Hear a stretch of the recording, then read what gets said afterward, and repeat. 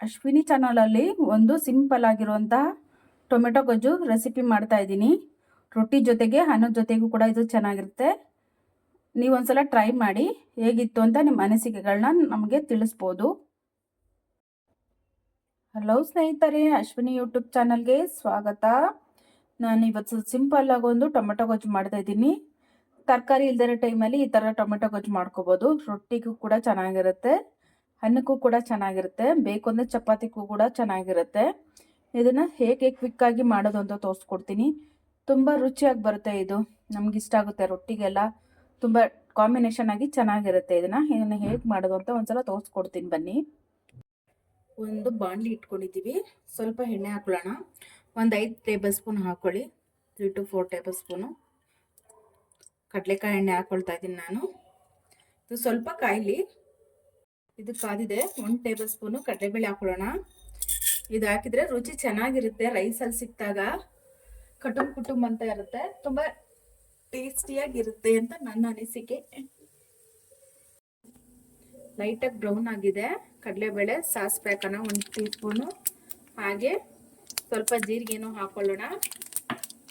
ಚಟಪಟ ಅಂತ ಅಂದಮೇಲೆ ಒಂದು ಬೆಳ್ಳುಳ್ಳಿ ಹಾಕೊಳ್ಳೋಣ. ಸ್ವಲ್ಪ ಫ್ರೈ ಮಾಡ್ಕೊಳ್ಳೋಣ. ನೆಕ್ಸ್ಟ್ ಹಾಗೆ 3 ಮೆಣಸಿನ್ಕಾಯಿ ಹಾಕೊಳ್ಳೋಣ. ಹಸಿ ಮೆಣಸಿನ್ಕಾಯಿ ಚೆನ್ನಾಗಿರುತ್ತೆ, ಟೇಸ್ಟಿಯಾಗಿರುತ್ತೆ ಟೊಮೆಟೊ ಗೊಜ್ಜಿಗೆ. ಹಾಗೆ 1-2 ಈರುಳ್ಳಿ ಹಾಕೊಳ್ಳೋಣ. ಇದನ್ನ ಲೈಟಾಗಿ ಬ್ರೌನ್ ಆಗೋ ತನಕ ಫ್ರೈ ಮಾಡ್ಕೊಳ್ಳೋಣ.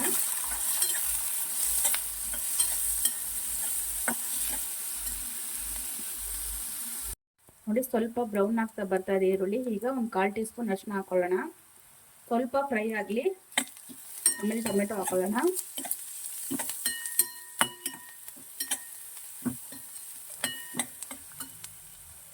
ನೋಡಿ, ಫ್ರೈ ಆಗಿದೆ. ಈಗ ಒಂದು 4 ಟೊಮೆಟೊ ತೊಗೊಂಡಿದ್ದೀನಿ, ಒಂದು ಮೀಡಿಯಂ ಗಾತ್ರದ್ದು. ಸ್ವಲ್ಪ ಕರಿಬೇವು,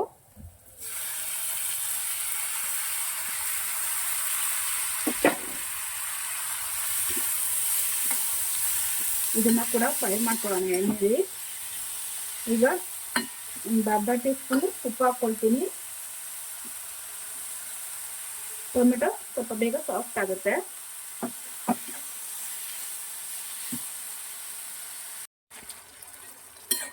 ನೋಡಿ, ಎಣ್ಣೆಯಲ್ಲಿ ಫ್ರೈ ಆಗ್ತಿದೆ ಟೊಮೆಟೊ. ಸ್ವಲ್ಪ ಸಾಫ್ಟ್ ಆಗಲಿ, ಆಮೇಲೆ ಸಾಂಬಾರ್ ಪೌಡರ್ ಹಾಕೊಳ್ಳೋಣ.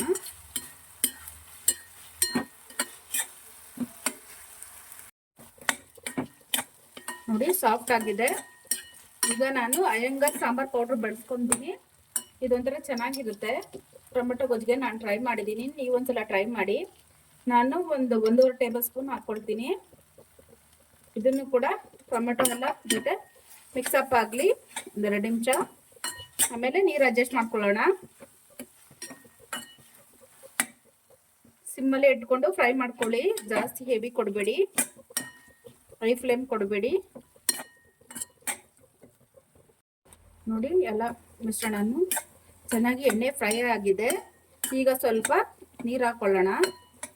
ಒಂದು ಅರ್ಧ ಲೋಟ ನೀರು ಹಾಕ್ಕೊಂಡ್ರೆ ಸಾಕಾಗುತ್ತೆ. ನಿಮ್ಗೆ ಎಷ್ಟು ಥಿಕ್ನೆಸ್ ಬೇಕು ನೋಡ್ಕೊಂಡು ಮಾಡ್ಕೊಳ್ಳಿ. ನಾನು ರೊಟ್ಟಿಗೆ ಮಾಡ್ತಾ ಇರೋದ್ರಿಂದ ಒಂದು ಅರ್ಧ ಹಾಕ್ಕೊಳ್ತೀನಿ. ನೋಡಿ, ಇದು ಸ್ವಲ್ಪ ಕುದ್ದ ಮೇಲೆ ಗಟ್ಟಿ ಆಗುತ್ತೆ. ಕುದಿಯಕ್ಕೆ ಬಿಟ್ಬಿಡೋಣ. ಈ ಟೈಮಲ್ಲಿ ಇನ್ನೊಂದು ಸ್ವಲ್ಪ ಖಾರ ಉಪ್ಪು ಬೇಕು ಅಂದರೆ ನೋಡ್ಕೊಳ್ಳಿ. ಇದು ಆಲ್ಮೋಸ್ಟ್ ಎಲ್ಲ ನಮ್ಮ ಕಡೆಯಿಂದ ಕರೆಕ್ಟ್ ಆಗಿದೆ. ನಿಮಗೇನು ಬೇಕು ಅದು ನೋಡಿಕೊಂಡು ಹೆಚ್ಚು ಕಮ್ಮಿ ಮಾಡ್ಕೊಳ್ಳಿ. ಇದನ್ನು ಕುದಿಯಕ್ಕೆ ಬಿಡೋಣ. ನೋಡಿ, ಕುದಿಯಕ್ಕೆ ಶುರುವಾಗಿದೆ. ಸಿಮ್ಮಲ್ಲಿ ಇಟ್ಕೊಂಡೇ ಕುದಿಸ್ಕೊಳ್ಳಿ.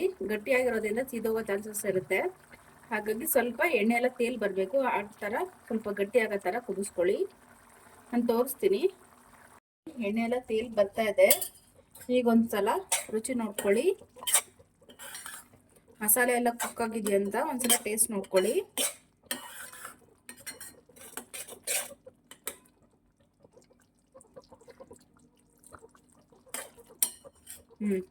ರುಚಿಯಾಗಿ ಬಂದಿದೆ. ಈಗ ಸ್ವಲ್ಪ ಕೊತ್ತಂಬರಿ ಸೊಪ್ಪು ಹಾಕ್ಕೊಳ್ಳೋಣ.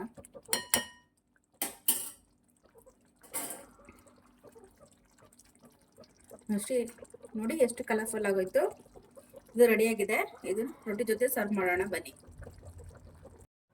ನೋಡಿ ರೆಡಿಯಾಗಿದೆ ರೊಟ್ಟಿ ಟೊಮೆಟೊ ಗೊಜ್ಜು. ತುಂಬ ಟೇಸ್ಟಿಯಾಗಿ ಬರುತ್ತೆ ಟೊಮೆಟೊ ಗೊಜ್ಜು. ನೀವು ಒಂದ್ಸಲ ಟ್ರೈ ಮಾಡಿ. ರೊಟ್ಟಿಗಂತೂ ಸೂಪರ್ ಆಗಿರೋ ಕಾಂಬಿನೇಷನು. ಅದ್ರ ಜೊತೆಗೆ ತುಪ್ಪ ಬೇರೆ ಇದೆ.